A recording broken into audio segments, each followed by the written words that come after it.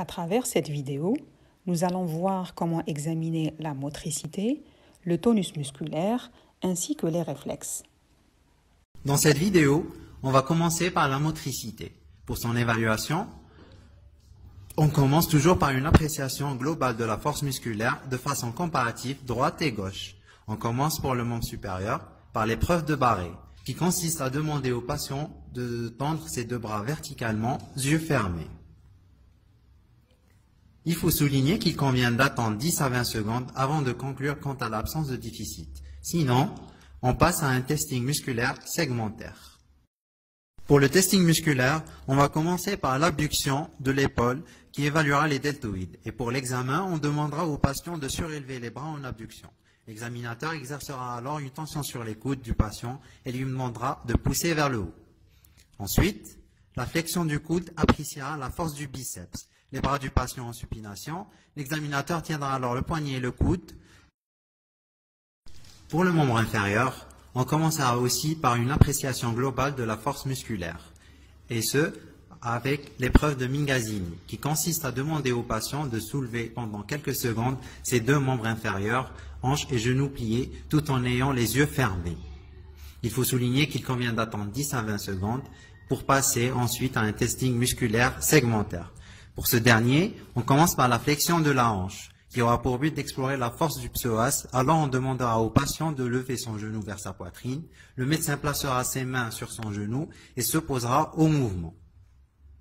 L'extension de la hanche étudiera le grand fessier. Le patient allongé à plat avec le membre inférieur étendu, les mains de l'examinateur placées sous le talon, devront exercer une tension pour contrer la poussée vers le bas du patient. Ensuite, l'extension du genou évaluera les quadriceps et pour l'examen, on demandera au patient de plier son genou. L'examinateur met sa main sur le tibia du patient et lui demande d'étendre sa jambe. En quatrième lieu, la flexion du genou sera effectuée pour apprécier les ischio-jambiers. Le patient devra plier son genou et l'amener vers ses fesses. Le médecin essaiera d'étendre le genou. Puis, on va tester la force des adducteurs. Le médecin devra immobiliser les chevilles du patient et demandera de pousser ses membres en dedans.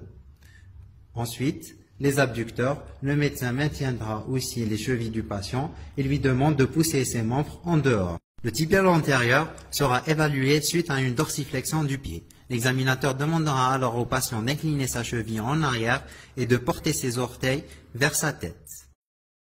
Ensuite, pour le triceps sural, le patient se devra d'effectuer une flexion plantaire du pied. Le médecin, avec ses mains placées sur la face plantaire des pieds du malade, demandera à ce dernier d'étendre son pied.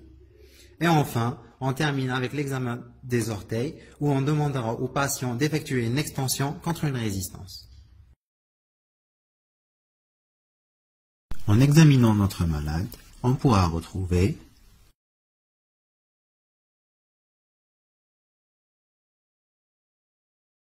dans un second lieu, on va étudier le tonus musculaire. Son évaluation se fait sur un patient allongé. Muscles relâchés, on l'incite à se détendre et on effectue des mobilisations passives des différentes articulations des membres. On évaluera de manière symétrique et comparative la résistance musculaire du membre supérieur et ensuite le membre inférieur.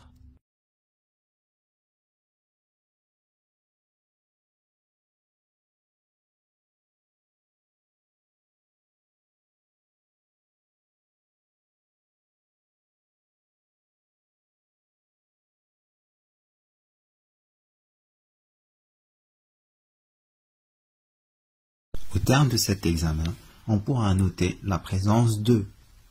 On passe maintenant à l'étude des réflexes. Alors on a deux types de réflexes, les réflexes ostéotendineux et les réflexes cutanés. On débute par les réflexes ostéotendineux qui doivent être recherchés sur un patient en parfait relâchement musculaire. Pour le membre supérieur, on a tout d'abord le réflexe bicipital. On le recherche en percutant le tendon du biceps au niveau du pli du coude demi-fléchi. La réponse normale sera une flexion de l'avant-bras sur le bras. Ensuite, le réflexe tricipital. Pour le rechercher, on va percuter le tendon du triceps juste au-dessus de l'olecrâne, coude demi-fléchi. La réponse normale sera une extension de l'avant-bras sur le bras. Après, le réflexe stylo-radial.